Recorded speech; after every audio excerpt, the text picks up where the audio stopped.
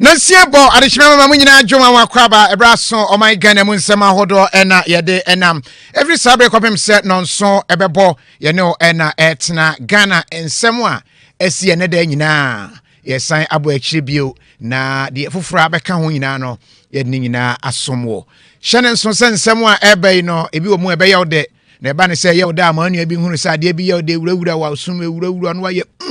ye hunu se ekọ wie pa eba ne say ye de na mom se de esi wurawura no ebi o me yanwa a wo se aso we Italy a wo se mama mia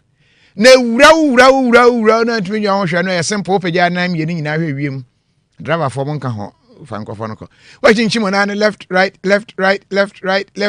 no wato na no ko wiem no account adwem no watem wai no obi ahunu so kase ye bo no we fi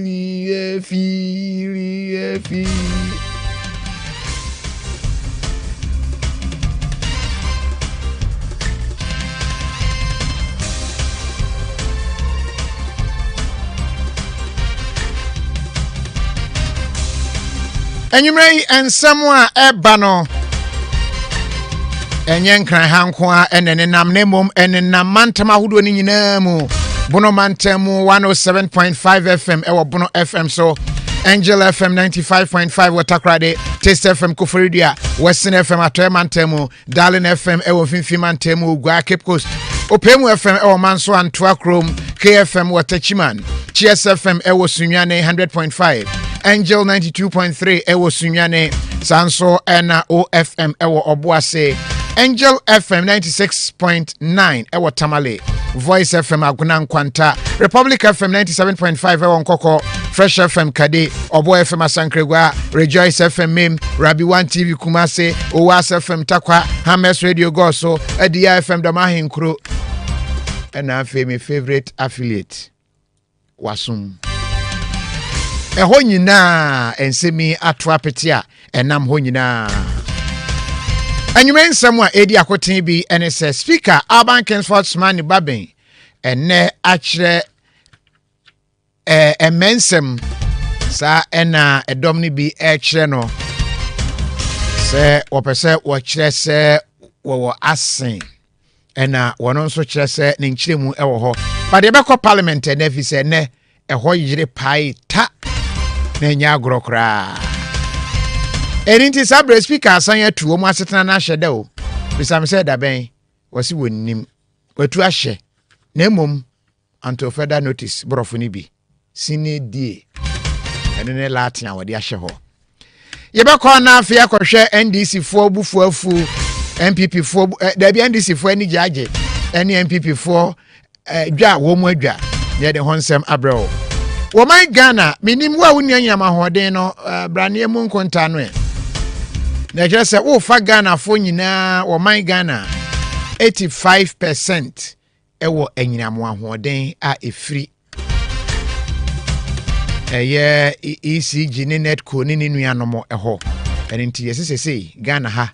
nipa wo hamu pen eduotwe enum na je se senka nipa eyedu a ebetumi aka se Ghana ha nipa yedodo nyina yedu na emu enwotwe ne fa enya enyinamo ahoden emu eda wetumi de wadwenkyere aba sanso na Fair Wages and Salaries Commission edi abetudwa se nipa bi edi wo my Ghana bone papa wo mu am yatwa ansamanfo ka wo mu nso a eja akatua dobro ene de aka aban no atumi ayi wo mu din ama Ghana sika yanya no anwumre yebebu ho nkonta ne ahwe tight ayese aban no ekokotua omanfo de ato omutimu se November 8th eye akuafo da Farmers Day enti wo mu nkwa adwuma Interior Minister say on kanchiri obi ase holiday mu nkwa adwuma ti wo awde abu nkonta pe long weekend ne nuanom no ne utiate you ready say Farmers Day we die wo ye den obekọ adwuma ye de ho nkyere mu ebebra o na yahwe nsɛm ahodo bi a aka a ne nyinaa yaka bɔ mu anwumre ayede somo me di Kofi Adoma nwani na nankrato hene a wodi kan anwumre wa wo hwɛ me wo TV so wa wo hwɛ me wo Facebook mo ena mo aka bom amaya ye miensa aye fe ne se trisom kan ye ho na ye nkosi ya ye mo akwaba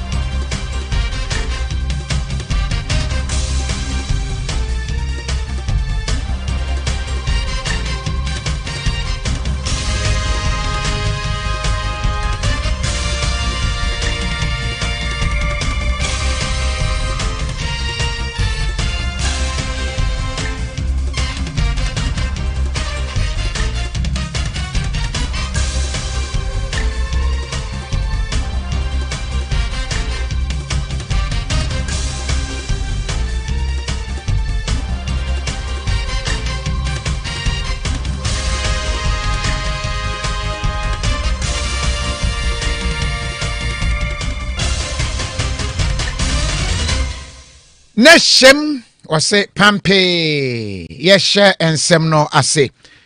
woman Ghana emrahwebedwafo ekwa asetena somanfo bekae anansen wo mokwa ahomgye mu kakra ane enimbre a wo mo ebeba na mom speaker ebe postu ye etroye ema parliament ekyerese enedai ena na wo mo ekwa asetena no ene yawo enti edru nondu a ese wo mo atenase no ensentwerefo ko hwehwe bi Ewa di hunu ya na se car pinpon ambulance cars moto di animu speaker enwa bai abangbabe wo fa ekire ho ba bi ye ofa wura mu no fa na kire ho wura mu kwatena na office kakra ewa na afi de wo ba ya honorable members press just honorable members ye mompaye di speaker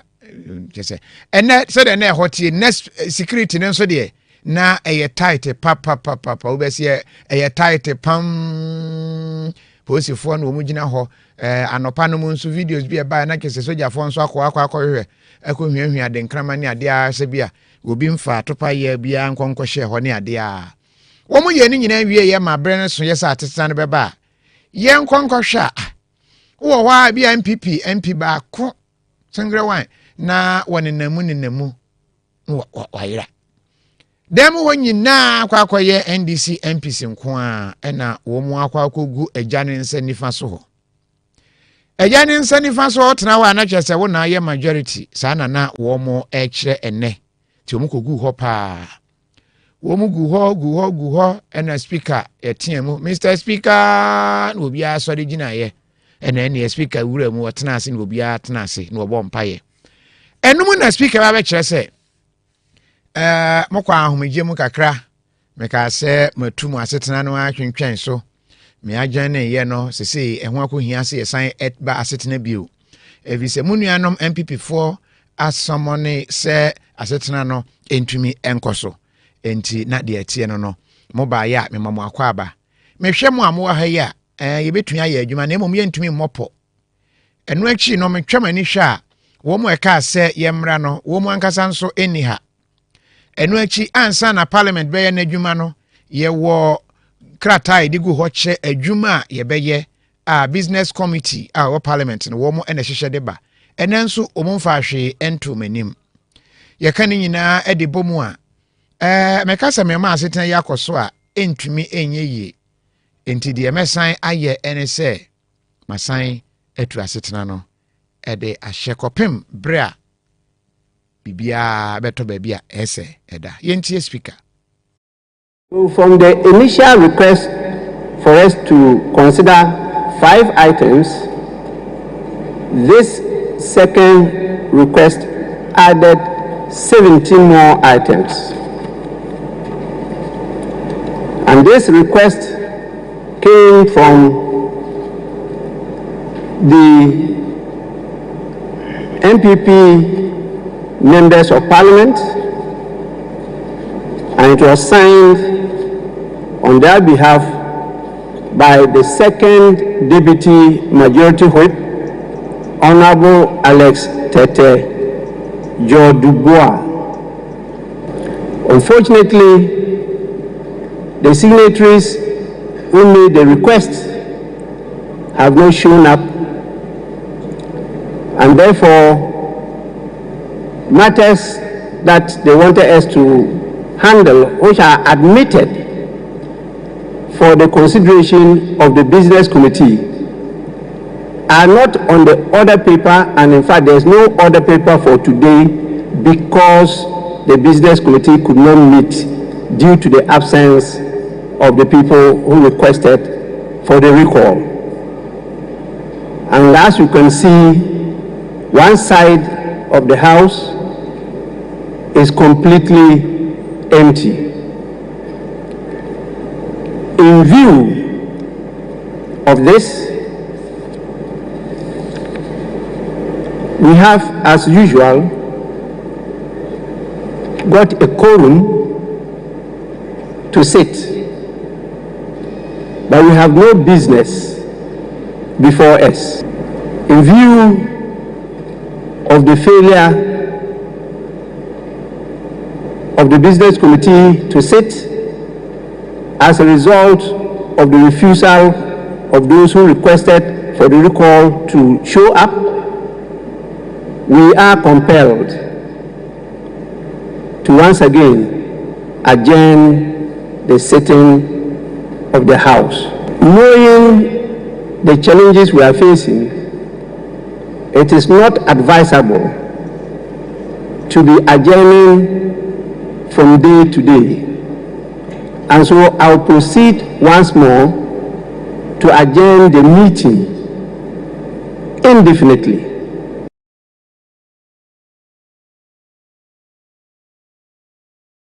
We a speaker Alban Kingsford Smani Babin ena waka se ne wo mo enkona waka se the abano no what say NDC MPs no wo mo ye na ke se yate utie mu a sa na yete no ne mo ye here ke se yate o yate here wo mo wie ye ena wo mo etutine na ena utie speaker kasa na technically a was say the MPP side. Na just say one can say the majority side. And NDC first one refer to more as majority and as a minority. Tia da so konkon ho. Na just say ni rule no rule ye no utie ne kasa mu pass speaker e da so ejina mu a. Wo wie ye na NDC for no an wo mo fie ho no. Wo mo esore ye say wo mo nsantwe for be kasa. Dr. Atoforsin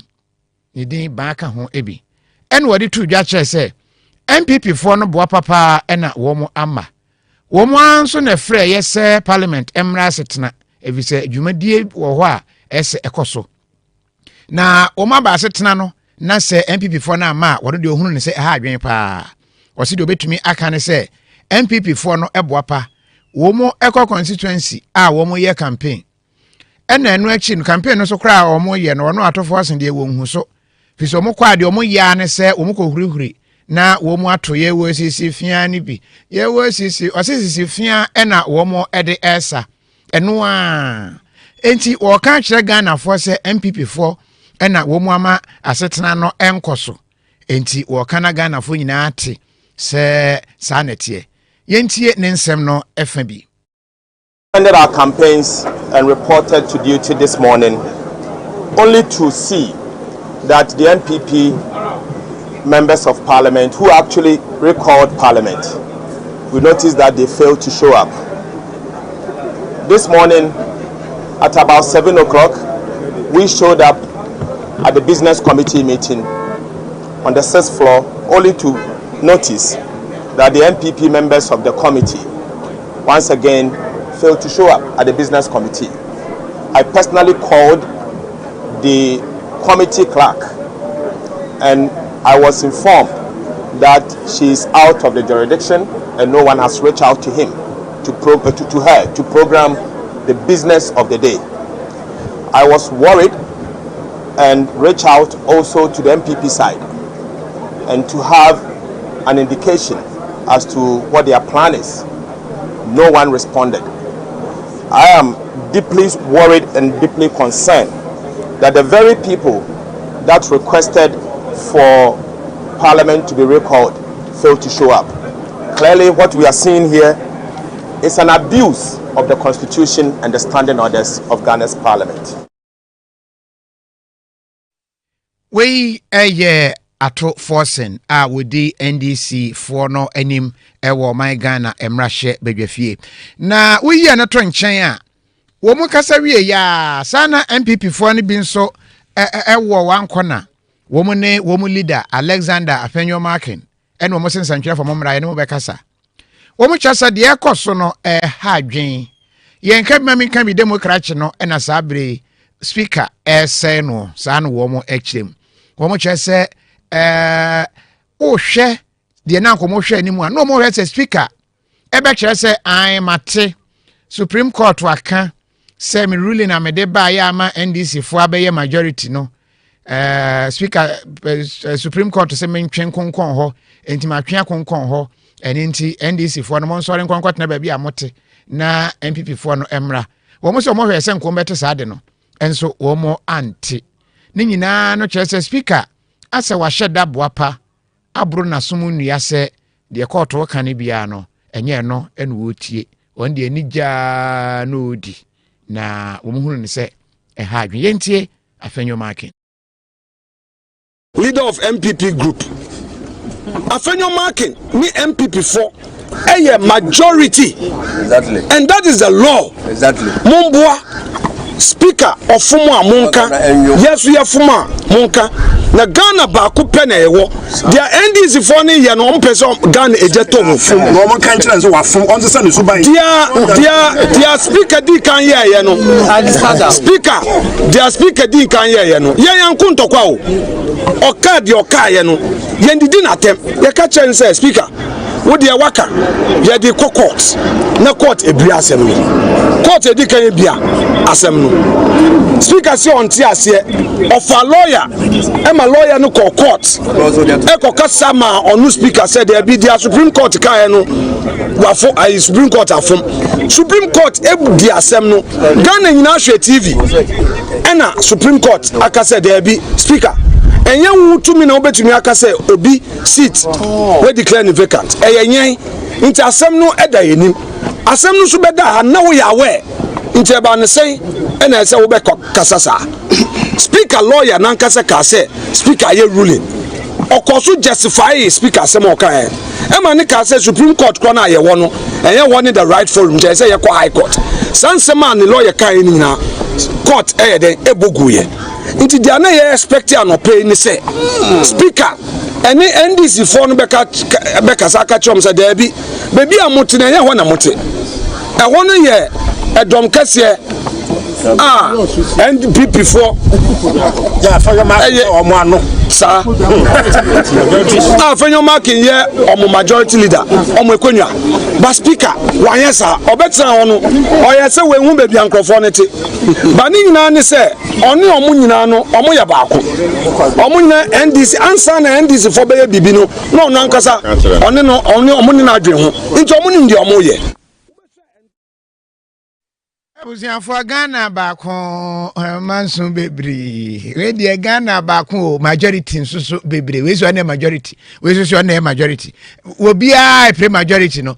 atofo asen kasa wo se ye majority no ye kan kire minority ye MPP fo ne se MPP fo no so kasa o mun so se ye nso majority we se ka etia mo de kan wa kire o se he majority Afenyo Markin dia no eti like say majority no Obaka say bia a title keke but that time we no ehia pa wo a ukura majority no obetumi aye nema bebre na wakasa wieye Honorable Kwabena Tahir Hammond aye twa ne tiaka ne KT Hammond MP adanse asokwa epeja ne nsa nsantwefo mekami ene wo se speaker de oye ne de enye kura na ombo court akohye no se de oye ye no aye contempt wa contempt anu achi kura no wabu court anim ti afa ne sen kura wo be yusu emra hodo a wonimu nyina ama speaker ho akire ne se witwa ye ntie KT Hammond Come into the room, the minority and the majority will constitute the composition of the House in its entirety. Which never comes in there, provided that we have enough to constitute the business of to constitute the House and then start business of the House, we should do it. So even if we had 99, which is 1/3 to form the quorum, it was for the Speaker to make the announcement in the House that his ruling has been stayed, has been overset. Accordingly, minority back to where you were. Majority back to where you have been. That is the simplest solution that we're talking about. We Honorable Katie Hammond Otene no. Na asemi nyina no bibeka say Asen Central Mrashibedwani Honorable Kennedy Akompreko Japan e de no waka fa ho. Ene wakasa kakra. Ene wo kire say de akoba nyina no wo sere ma MPP fo nye na manyesem ma NDC fo nye na manyesem twema mentwe empaninse emakora ewai se twe ne se ya ebe ha adwen wo besen Asen Central nso se ye kan ye nsem no a ye nyina mfimfi na ye nka nokore bie wo mu bia na Ghana de hye entumi enhuno mpreko Japan. I believe in Ghana with what is going on in Parliament. It's not good for the country. I have advised my colleagues from the other side that look,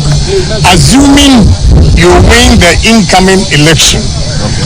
would you get 2/3 of Parliament to take decisions? And they all said no. So I said, well, if you are saying that Professor Michael Quinn set a precedence and you are using that to take a position as you have done, then what happens if you win election and you don't get 2/3? Do you expect MPP also to help for us to rule this country? Don't think it's only MPP. It's Ghana going through these challenges. I believe that next month is going to be Christmas and workers are not even going to have their salary because Parliament we have to approve. So media, I'm pleading with you to be very objective. We don't want that January 7th, 2017, 2021, what transpired at the chamber to continue, to be a precedent. No. Whatever you do, if you do it right, it will benefit the country. You go wrong, the whole country will be doomed. Akompreko Japan ena otene no. Asem wei akwaye asem hunu se wo kwani se ana wo kwani se abrante e wo phone si se ni sika ba ma no man fans Jobu adio Prince Jobu adi e mo akwaba monka Prince line ni nhemu mame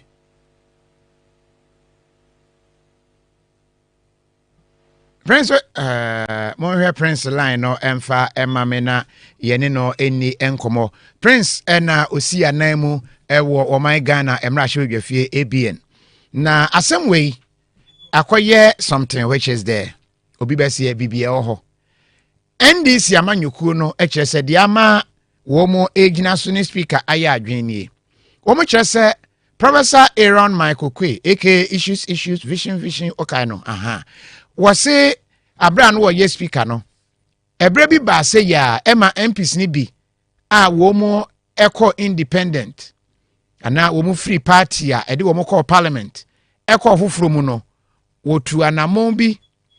eye se we declare sa seats no vacant ema eko so na sabre no akame ya se MPP for the nya so mfaso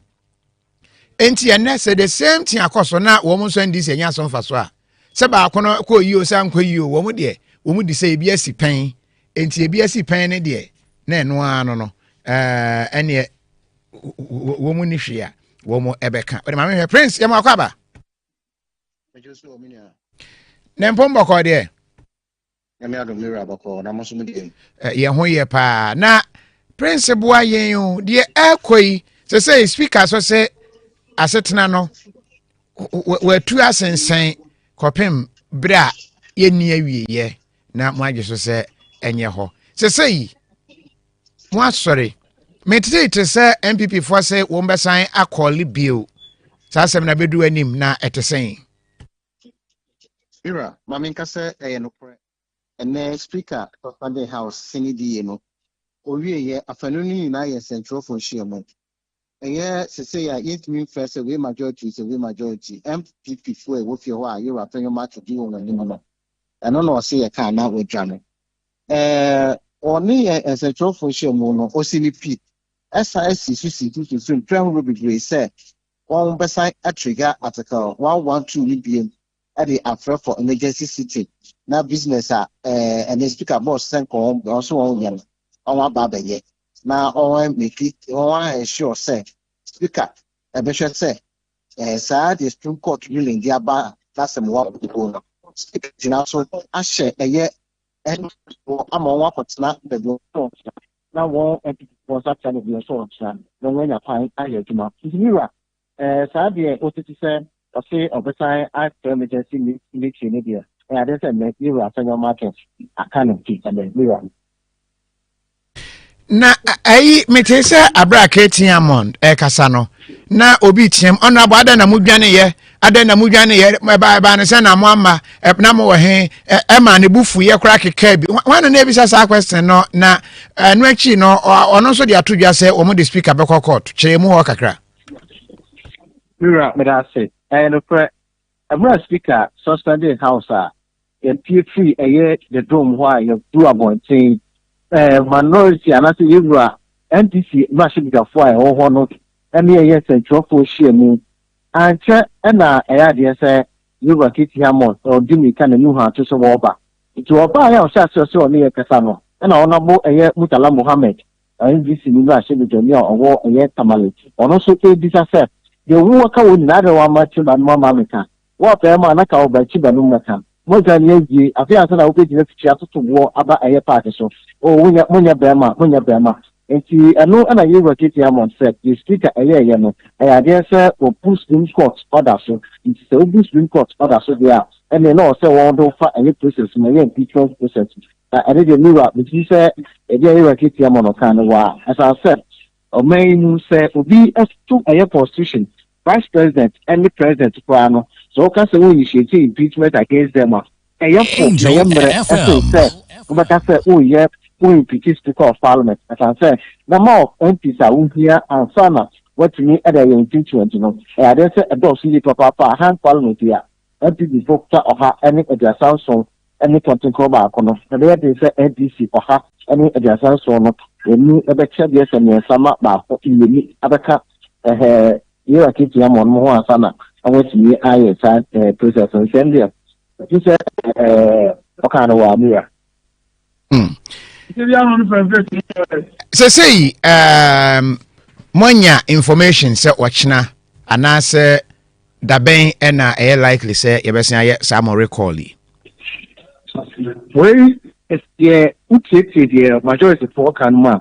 you are anymore e do so yen 10 some away you know I say the winter pa Angel FM yeah they are going at the amount amemo wo many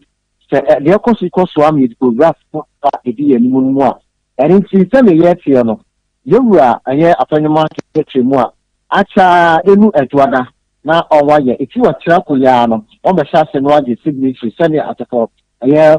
112 we ka say se wunya ma se biga for a oye ohamu enchemu tunu wo Parliament ni na on do success kaka afia o ti friend against no on be yes na safety brother not you could you know the commercial speaker actually na na constitution itself you can own the former point say on also better say or the best Parliament say or my mission to the command speaker can 7 days about 5 to 7 days speaker at the time now the debate about say the ya na what trick economic meeting as an ombudsman as an wo hwɛ de ekoyi a yebehunu bɔtɔ no de kra hwɛ de fi sɛ ayɛ sɛ tintintintin we say me na me majority we say me na me majority me gidi sɛ no na ama asetena no enko so yɛne yɛmfa wo mom fra ne yɛnya adwuma no Mira titisa de ko so nyina me awia no me kan ye na me kɔ so aka ye kosi speaker bit me ma netwetia titi as I say the speaker is for someone about popping or can say original parliament to me our also after or no so ye speaker say and say on no precise what last year speaker bit me to me nice for America and you say go for shame more year no the speaker will can be say or the two just make it chat and it make answer speaker and a chair or sentence speaker so or say and no ruling name more committee or Sita a year vacant as a Supreme Court by and Emma lawyer could just Supreme Court and say, well, I'm not ruling, name my comment or comment on. And designer said, yeah, a young women speaker or better say, Yamika, then yet ruling, and it's in Colombia, and I said, and more be the minority, and I move the majority. And also, they say, no, Yamima can dream Germany, it's minority, for the majority. Yeah, I'm going to say, I said, Mira, only said, what the cap hopefully, said, well, Angel FM for your meeting, and son of one the chance with him. In Joko, your meeting next week, I catch their leaders, and I said, Moko majority from Momoko minority from one. Hey, it's your or see, and no, you're no lawyer, a clerk of parliament, also where they are. Mira, a so or catch there, say, black, say, one quack. Ship no underwrite was said wait here and run in search of shame or can say to say you gonna have a hybrid your name written and make America system like a mom into betting yet number yeah no why just say we a majority and a minority the answer one number into a set to say direct himself and you could no one to say bench now only 9 10 telling now also only name facing now only to my mom. That the new said, yeah, who will be in a speak up the set or chess after arms of government and itself on no parliament or down on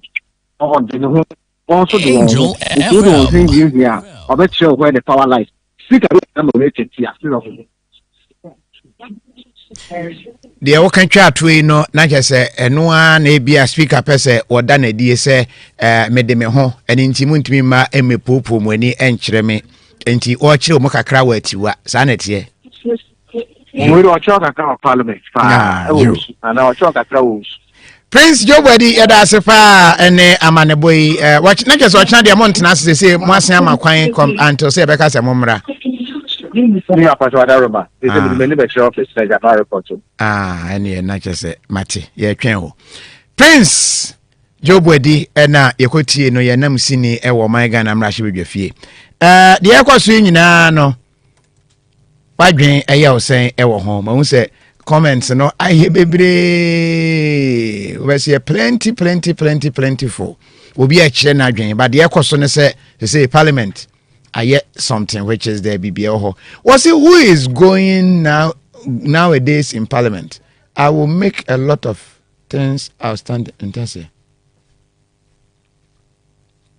It will make a lot of things outstanding now. Okay. But for we are say Supreme Court should eat the case. Asem here that way ya. Womo ya ni pinidi. They should eat the case fast. Nanka we nyina entwa. Was say what is say the way Kosongo ye ani ade here. Kasango Joshua church dey be me so. Ghana youth wake up and push these two parties out of power. No one o mama ye bre Benjamin Bodo Ozo messenger ochro ede eba ye enso eno no. Osaya kotosi ko nie osaya wonso nie mame nkomanim emra woman Ghana enhwemu bi asabre aseye a wo mu na hwe nyinam ahoden ho nsem so man Ghana mu dia beto dwane se wo mu fa Ghana fo nyina te se nipa be ye edu a emu enwotwe ene fan na minim nipa koro no 8.5. Who is the half? Who is the half in Ghana? You can put the half person here on the comment section. I'm money. Was it 85%? One more when you are day. Now, when you know you are namontun kakran akoso ewa magana ha and the do something person. Power Energy Ghana Expo 2024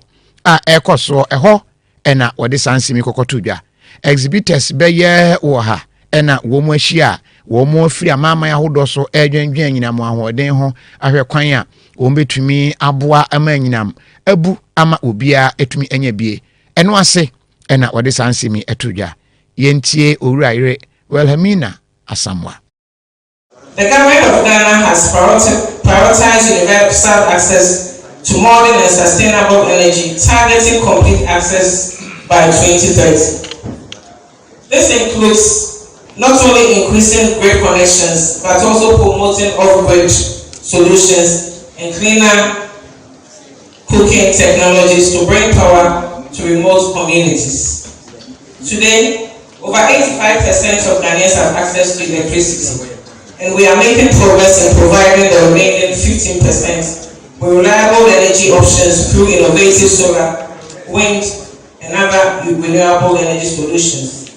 In line with Ghana's net zero ambitions, we are working tirelessly to diversify our energy mix and reduce emissions. The Ministry of Energy has launched policies to increase its renewable energy share to at least 10% by 2030. Through initiatives such as scaling solar projects and partnerships with private sector entities, we aim to generate cleaner and more sustainable energy sources, contributing to our global climate commitments. Chief Director, Ministry of Energy, Uraire Wilhelmina Asamoah and Artinin. Now, President Emma Guta, Ghana Union of Traders Association, Dr. Joseph Obin, and so then I know Etumubi, HSA. Ejadi for the year, I quite 7 say, who be here pa, set technology a hodo, will make me import to be Ede Abba. If you say, you know, then what touch him up, a yana ha a numa ye pa, what in some to ya extra, near maybe I would say, a bit to me, Abua. Political parties when they were fashioning out their manifestos, and unfortunately they took most of our input.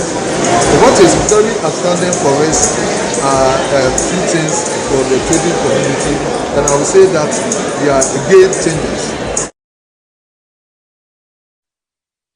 I was here for any LTA, Dr. Joseph Obin. Yabatwa and Semno so Black Friday will be koso na kwajo shoes and wo yesa Black Friday promo yi wo sha ase 20th to 30th November ne mpaboa ne bags so ye oba so ye bema so ye hwan wate so 50%. Nti mpaboa bi a last time ko twa mu wo ho na ko hwe ya na wo to ne 100 Ghana no bra ene aye 50 Ghana momra metungu so na montoto to bi me ma telephone number ana WhatsApp number no friend no 0559 332 683 0559 332 683 owo ensunya meye bus stop ho ewo dansoman obetumi abo ahye Google map kora mu na wako ho akwa check 1212 na etumi asupporto ewo akwani asanyina so ebusiafo New Life Homeopathic Clinic Dr. Makaje de abase yemfanto obi anim ne true emema no amodwonso no eye first na nke ye chiro eco straight say ni nyina ada ne shower ubon say splash say first na nke atumi kum ntatia bra odwonso say ntatia na egu no so ana odware shower eye prostrate na aye sa no abefuma odwonso okwan no tidwonso na eba na a splash no na ye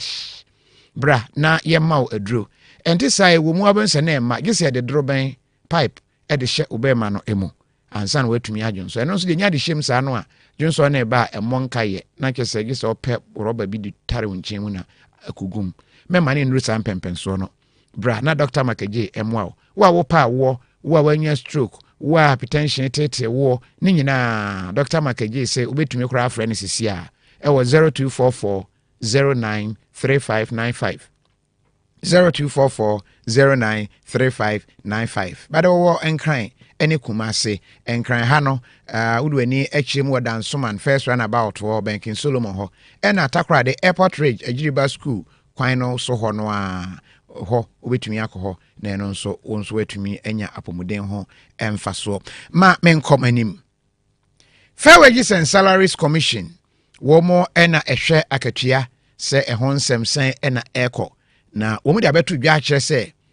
nansan wo mu ye audit nhwehwemu sonko efa payroll abanya adwuma yefo akatua eya na eba ye print ne se ya no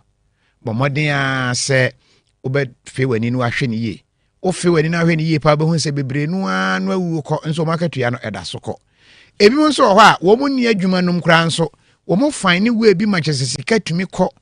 na eno na wo mo ye se wo mo behwehwem na wo mo atumi atuatua saa tokuro nyina na ye son ye no kakra na ewo mu no ye atumi ayenjoy na wo mo tuatua ntokuro no de ka son ye no no eye 348 million Ghana beautiful choppable abunabunu CDC. Neno ena Chief Executive Officer Emafa Wages and Salaries Commission Benjamin Atta HSA.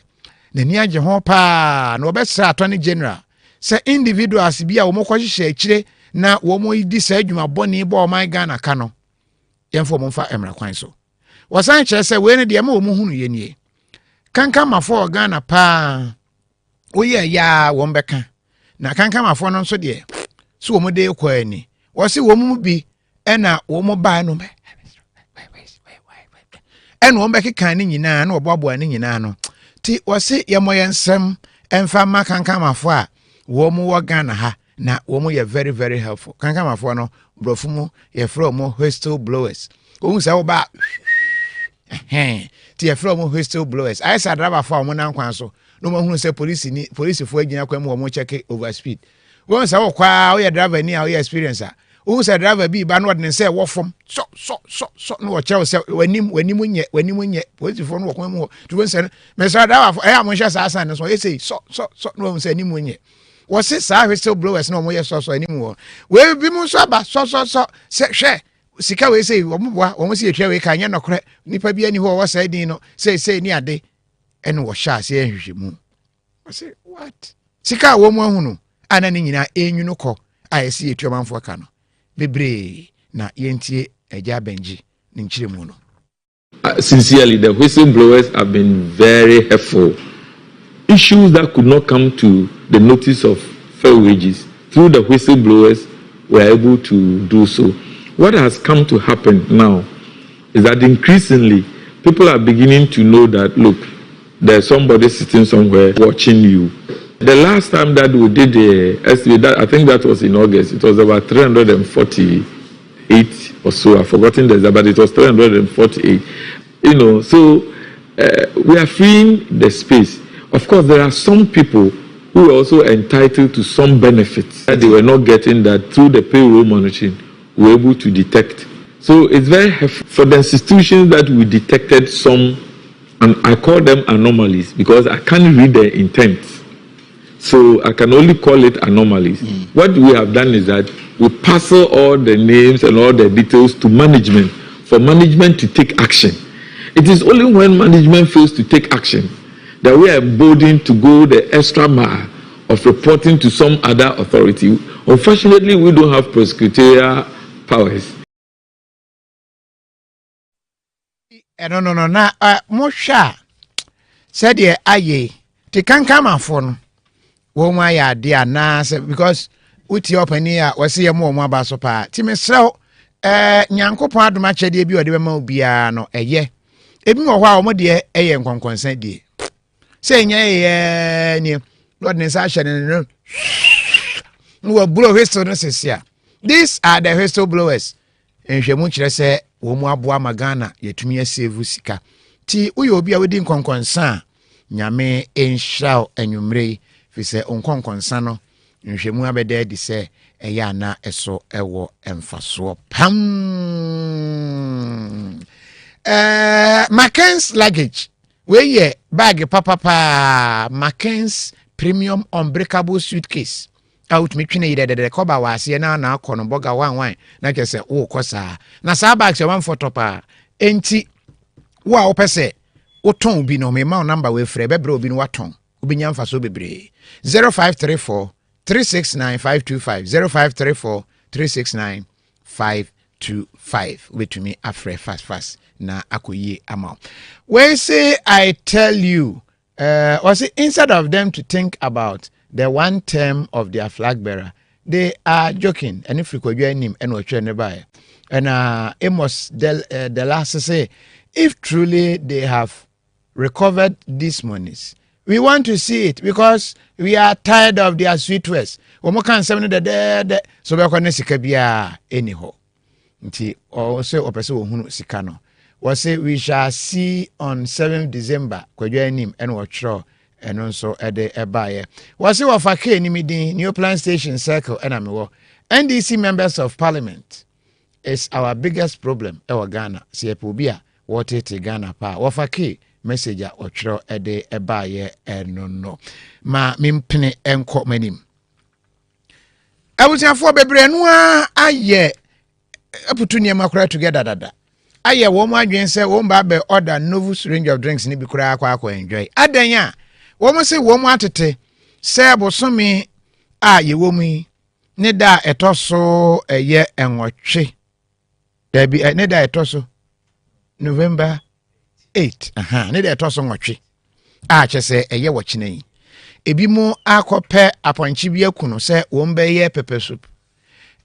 wo mba ye mpusuo na boys atena ho na wo mo awe adan a wo mo se wo kyena ye fieda ne yesi na fieda de se enya problem tema fokra de wo mo weekend wo mo sha se free ya woda te na se enwumre wo mo sha se achelesa no mo se ai na se fieda no eye farmers day akuafo da enti ya ready ye be sha se na ya enjoy yes adan wo mo se say farmers day ya na akoye holiday enti wo kyena ye holiday interior minister teye en wayen ten Henry Kwete en wose wo kan wasini pio wose wo kyena nye holiday enti wo kyena mo amoaye mo adwen se mo nkwa adwuma no wo kan wasini pi se entesa wo kyena mumba kwa adwuma pa mumpo mumba kwa adwuma. Minister of Food and Agric announce ye se wo de akuafo da no ahye ye kwesi day November 8th no na wo mba ye eda no soronko ewo enkran ha na regional levels no so wo nso aye ye wo de ewo regions no and watch say ebi mo te ye na no mo si hey wilelele wo manya holiday they are going to enjoy o se memfa ntom anim mo amoa yes adwen no se wachina mbeko beach wachina don't go to beach go to work wachina ye farmers day no kre body ya oni body o na ku ani ba ko atwa ne kakra no na bagu se fita nenso no memfa eno emfa nyese o wanya correct ti oba be enjoy holiday wachina enye holiday ti wachina obia enhwe na wontumi enko adwuma mompene no ti minister nsemo dia minister obi bufu afuro what the original calculation say long weekend I started from Friday just say why ginenia ye be koye nim ewo ensem no emu member of parliament minister and other wafu amnyem na so mbufu momfa ne nto so one was watching your holiday no don't be angry with me I say Kofi you have spoiled our plan and I have not spoiled any plan. Come on Facebook you see the man who has spoiled your plan na nim na ho no o shekiki o shatade fita we giant pa ntimi mo no ti eno anu no we say the holiday has passed their neck inside yes I da form kon ubuntu dia o dia bano no ti we say hey angel oh why menya hwe me de me sonkra the minister de ba ye no eno ena ye de atro wanimu no kukua de wasere saa saa for manfo kon no Ghana for pepe holiday no yes nsuo kura nto obefa ho aye holiday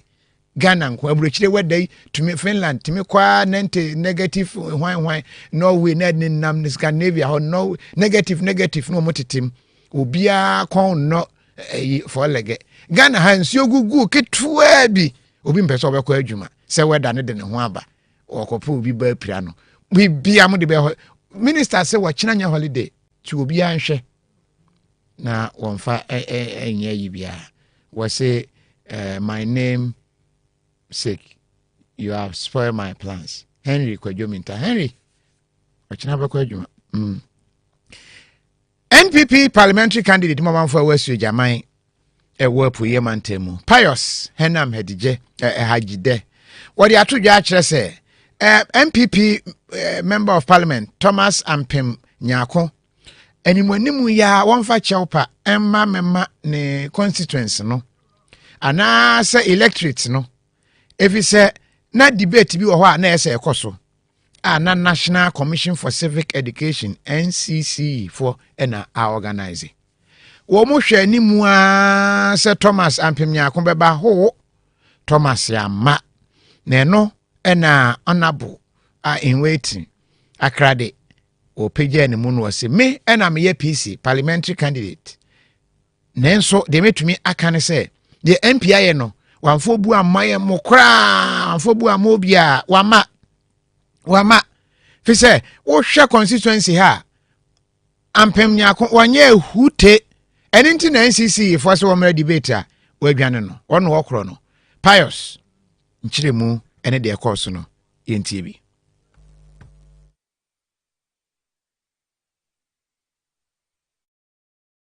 Mrs. Sise Yewura Ampemnya ko ebiom wasana kyerɛ sɛ oni obuo edi ama esodamanfo odi enidie edi ama nananom ahemfo eni amanfo a yewe sojaman sɛ nananom abɛtena ha sɛ nipa na wosi omuntu abano ma wo ɛbɛtena ha na aban no dwumakuo a wɔmodie ɔmungyina afɛn bi a wɔmugina mfemfem abai sɛ bra na yentutu wano wokura de yama wapanya yesika no una wogye esojamanfo sika una wogye na anka oni right kura sɛ obeka sɛ omba but onim sɛ yesika no wamfa koto anye kwan onim sɛ yesika no wamfa nye hwe akontebo eye denema no enti no wajane debate no wamba sɛ ososo sɛ me na obume nimtia eye esojamanfo na obu won nimtia na nanom na obu won nimtia sana na no oye yi NCC ko ya science hyehyɛ yen committee to peace asomdwe abaya ekotu enye ntokwa yen ma ye titafo no endi omuhune. Honorable Pius aka one constituent one visa ena ohunu no a wajala sano nenchiremu ode baye na Ophelia Ankra one oye epuye mantemu kwankyerefo a woda omamba pa dwumadie NCC dwumakuo no woda ano en wode tudwa akere se wobesre wo mu a ewo emia hodo ni nyina ne titiri ni members of parliament no ebraso se ye kase debate se ikoso a mo obia anwane eno akyi no mo obia mfa excuse bia ma efise nipa no ewo no ene to aba ede yiwu entis wo mu yiwu saa no a ese obu akonta ede ma wo mo ti debate ate sei a ye bisa atoto ano no eho na abenya ano yie no ede ama na eduru ho na afi kola wo speed udwane saa no a enye fine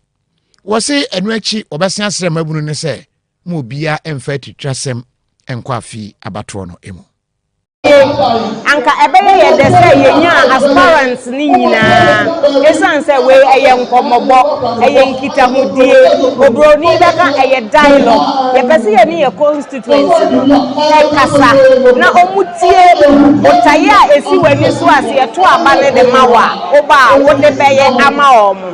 na wa ma obi ntime nkyere esan say wo gitumu say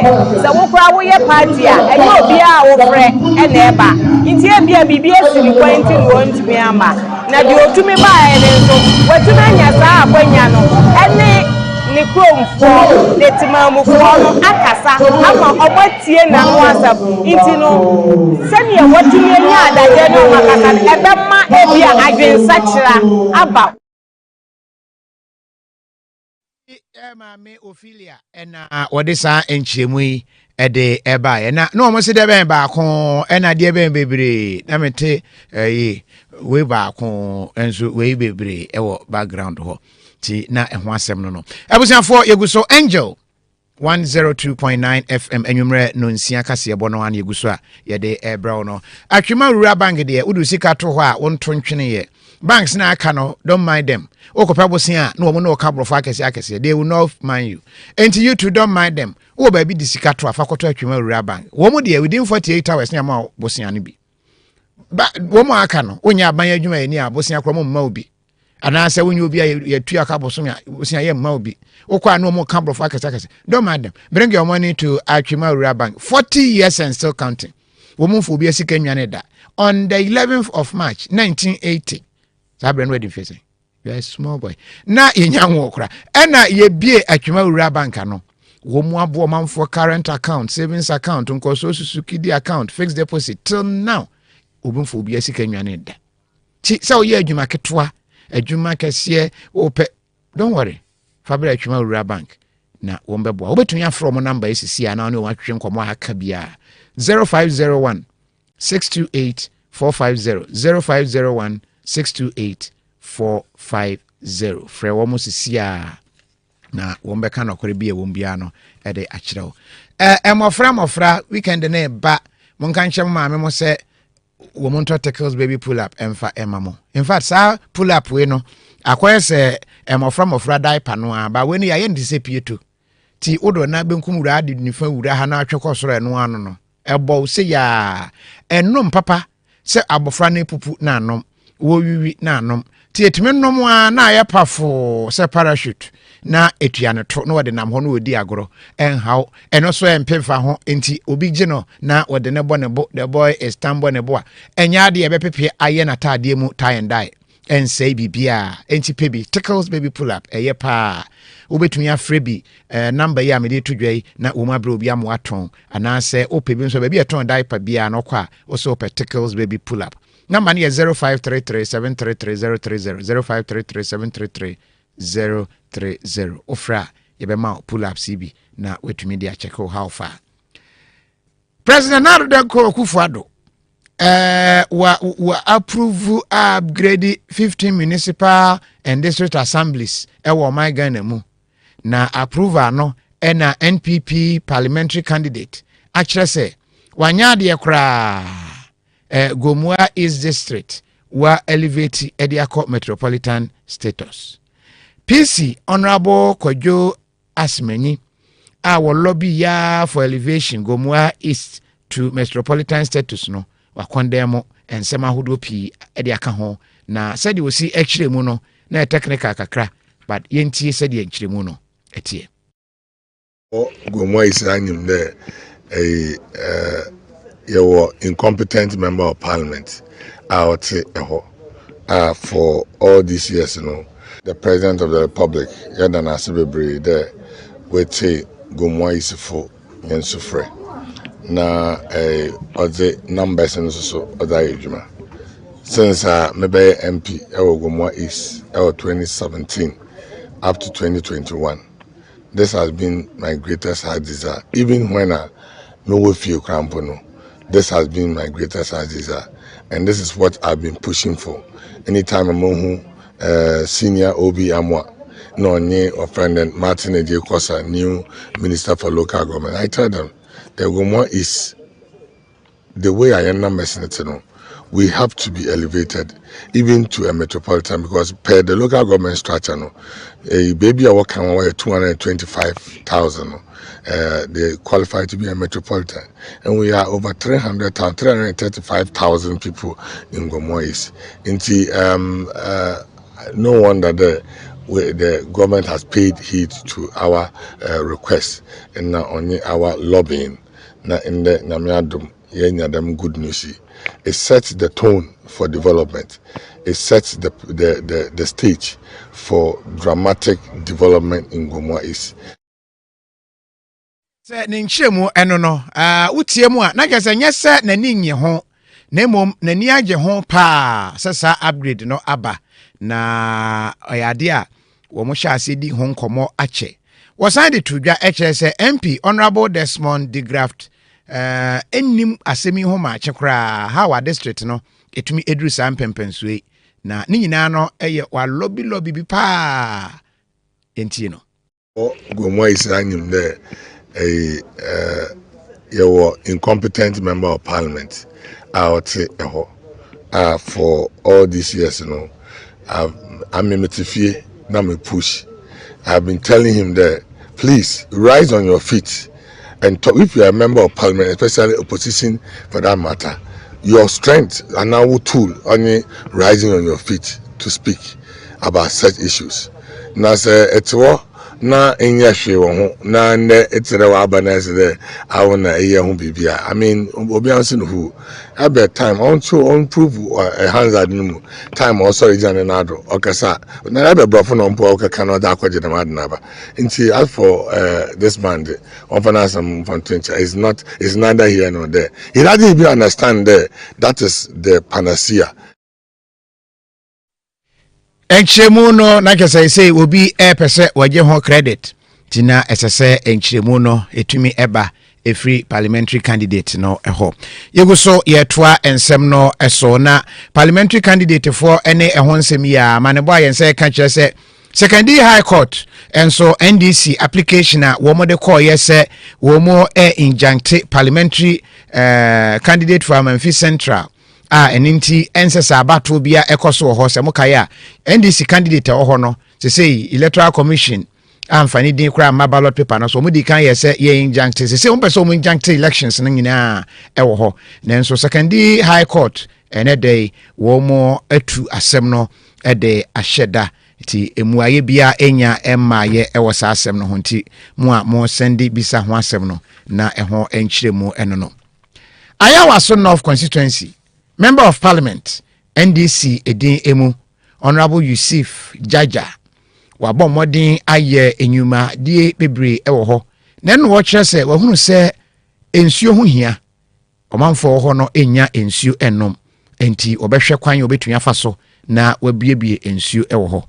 project a wone Public Utility Commission PURC ene kabo mu eyeye no wo kyerɛ sɛ eye kwan a wofa so na ne manfo no enya nsukrɔgyen na wanom ebise nyankopɔn kora bo na saasi no ensuo edo so kra chen asasi di aka no ti ensuo de nipadua na nkasa na wabu ensuo na egu no so no ensuo de nipadua nkasa kra no bebre na ewo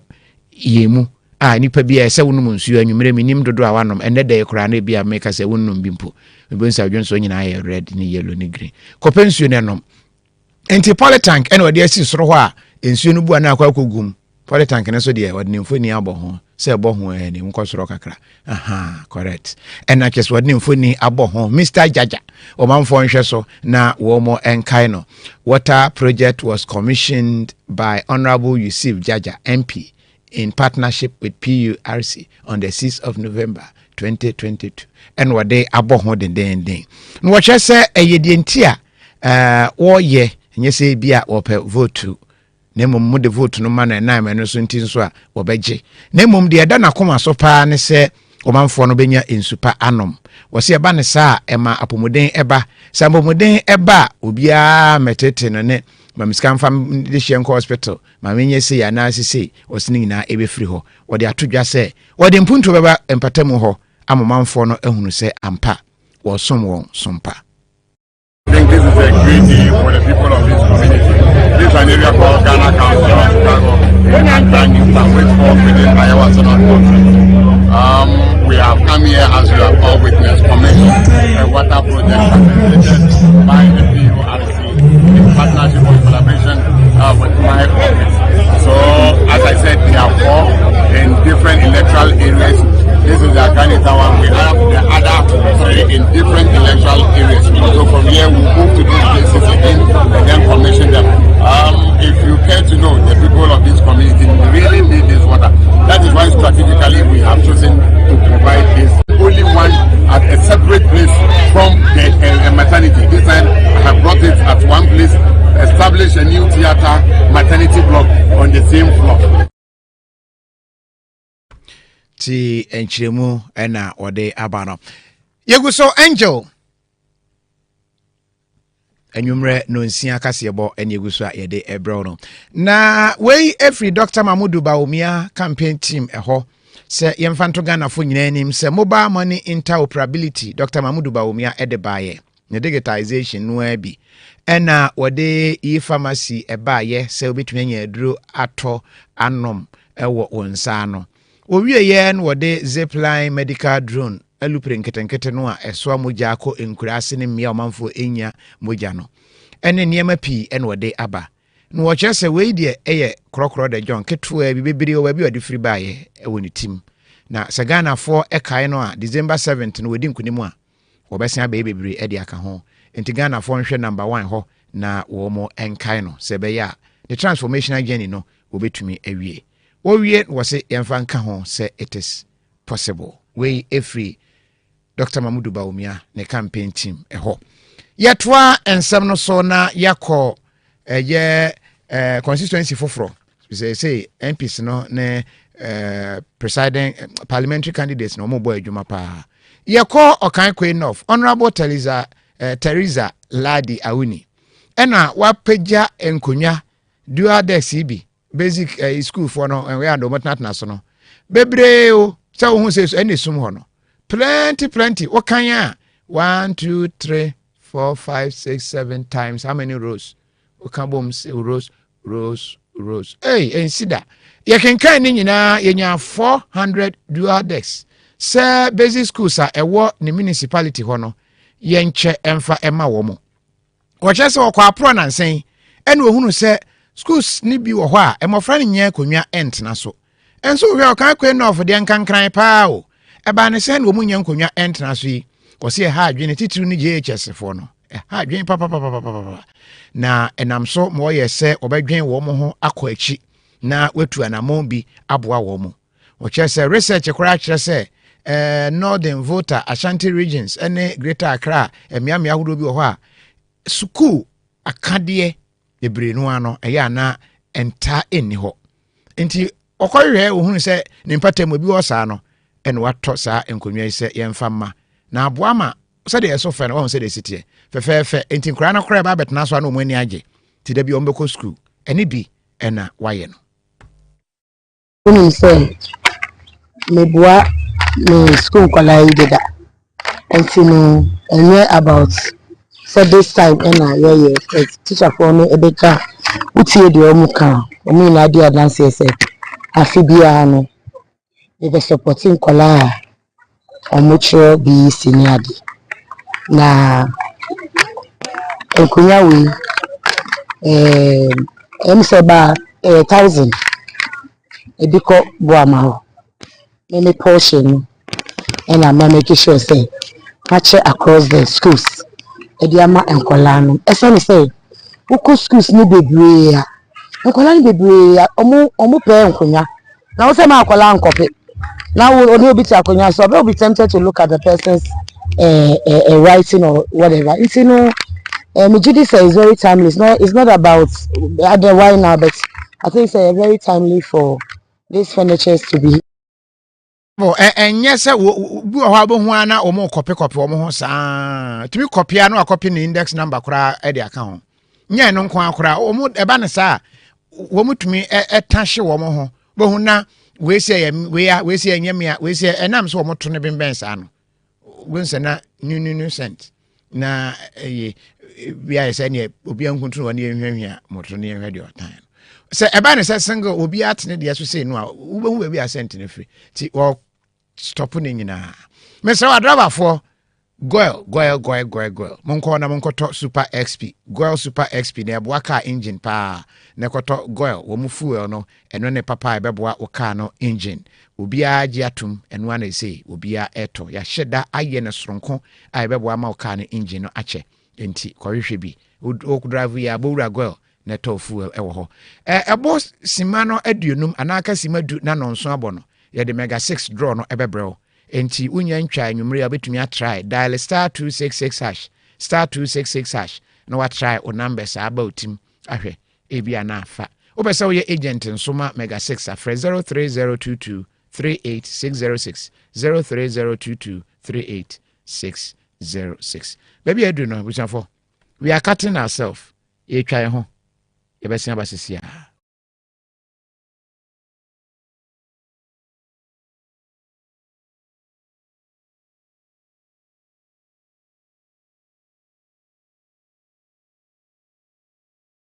Are you ready to turn your luck into $1 million Ghana cedis? It's time to play the Mega 6 game. At Mega 6, we have different games to choose from. The direct game, the standard game, and my personal favorite, the PEM game. Remember, $1 million Ghana cedis is at stake because the